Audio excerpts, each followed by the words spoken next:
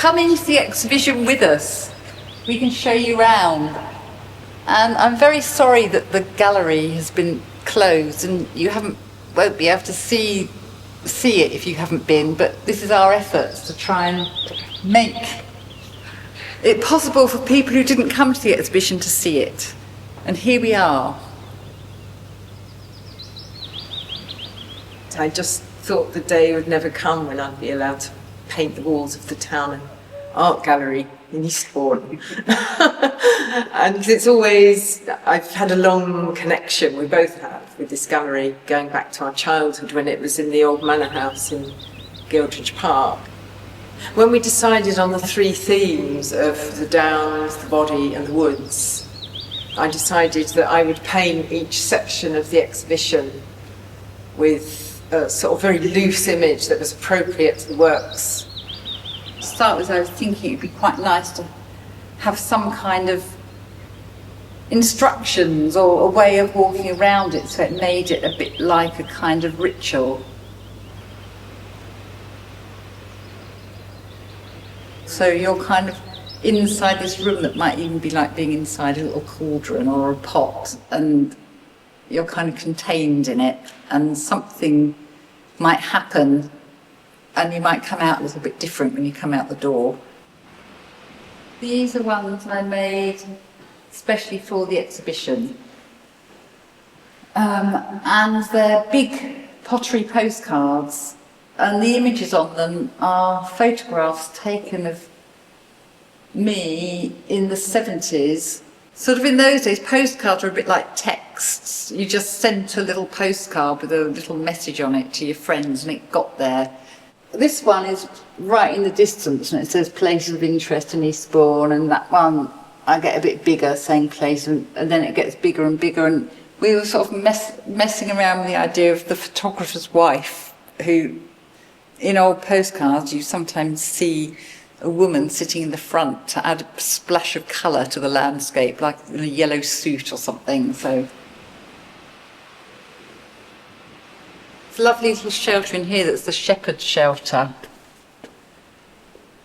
and that I really like. And so we've got a few little shelters in the exhibition, and then there's these tents on the beach as well.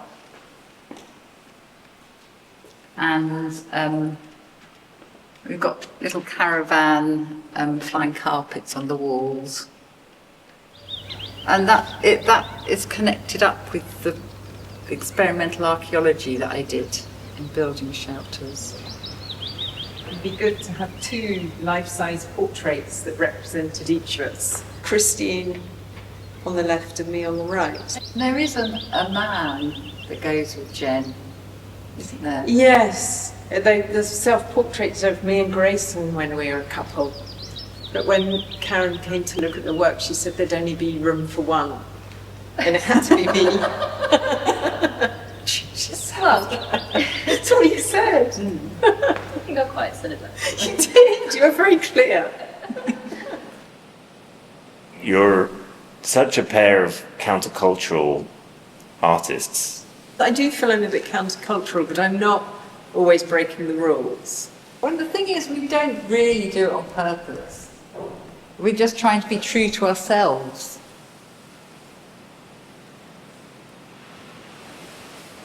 You had a very particular thought process when you were looking for nudes that was suitable for this wall.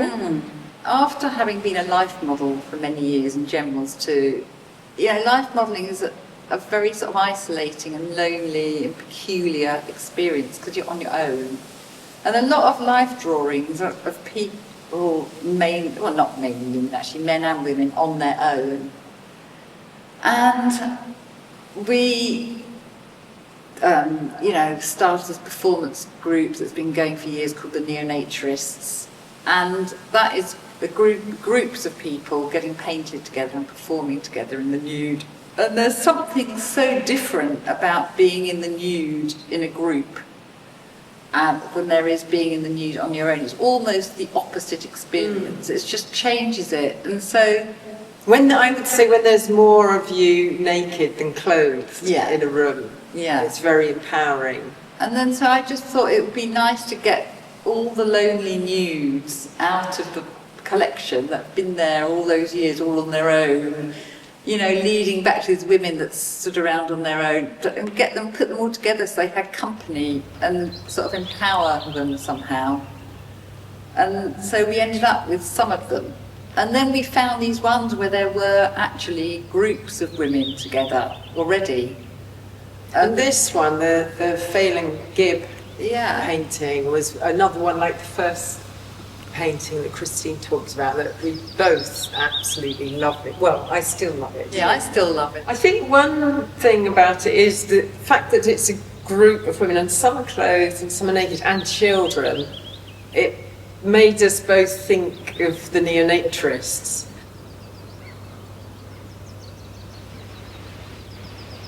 I love and hate that painting in equal measures, like, but I kind of had to include it because it's like an iconic picture of a certain type of a horse, and I love horses, and there's a lot of horses in my own work. So. I just like it because it's an iconic picture of a horse. It's sort of comforting to me somehow. You know, that's. I suppose to me it's the type of horse it is and what that sort of painting represents. Yeah. In that way, we were talking about Stubbs earlier, and it's the same. I love his paintings, but I don't really like that whole thing of the perfect English thoroughbred developed to be a running machine. It's like, I suppose what I don't like about it is something to do with animals being designed by people and manipulated by people to do one very narrow thing. I don't think that's ever a good thing. It's like dairy cows or stupid dogs with great big heads so they can't walk properly, and I really hate all of that. And that is an English thoroughbred, which is, you know, lovely horses in many ways, but very much designed for just one job. It wouldn't be my favourite type of horse. With Mrs. Lushington. And I really like her because she's like a handsome woman. And she's not like the artist muse. She's very sort of, you know, she's not thin and she's not pretty, but there's something nice about her face. And I like her hair, and her hair reminded me of when I used to have my hair in beehives. So it just made me think I'd get these photographs out from me having my beehive done in Eastbourne when I was a punk, about the same time as those old pottery postcards we were looking at.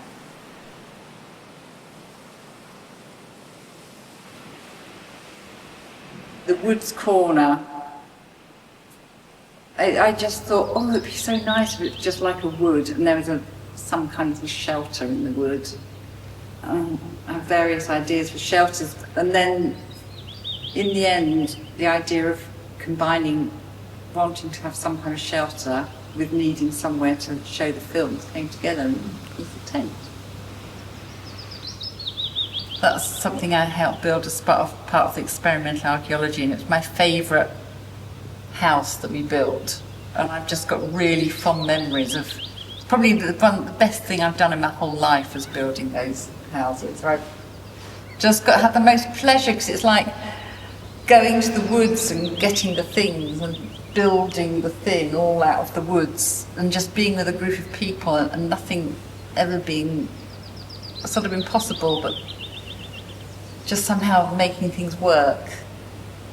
We wove the inside from hazel, which the thatch was left on, and you know, from working with hazel quite a lot, I just got to know what you could do with it. And this is only just simply bent hazel, but it just gave me confidence in making a bender, really. This is a bender, actually, this little tent. The inside the tent is almost like a separate little installation, which is kind of what we do sometimes as well, just make the installations of our objects. Yeah, and a lot of them are things we've had for years and years, sort of. Gee, there aren't so many of those things, but there's like Magnus's little slippers, which were his first shoes. He's nearly 35. We've done quite a lot of stuff to do with my mum over the years, but not that much to do with my dad. And there's something about my dad coming into the town that's really symbolic. I think that was the main thing to do with our parents, really, bringing my dad in. You probably wouldn't really like the fact that we've painted all over the walls and they're all jumbled up like that, though. I wonder what John McLeod would think of I it. think they should be on a white background, I think, those paintings. He'd like the way they're framed, though. Yeah.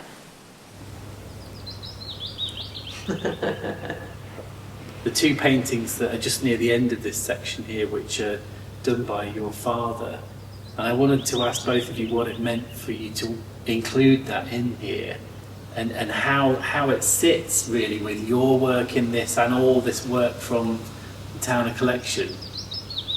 Big question there, but... Shall I start? Yeah. There's a lot I can say about this, because these two paintings, I think, are two of the best paintings my dad ever did.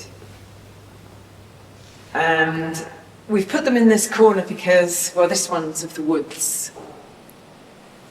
The thing is that our dad was a totally unknown artist, and he did his paintings just because he did them, and it was his whole life, really.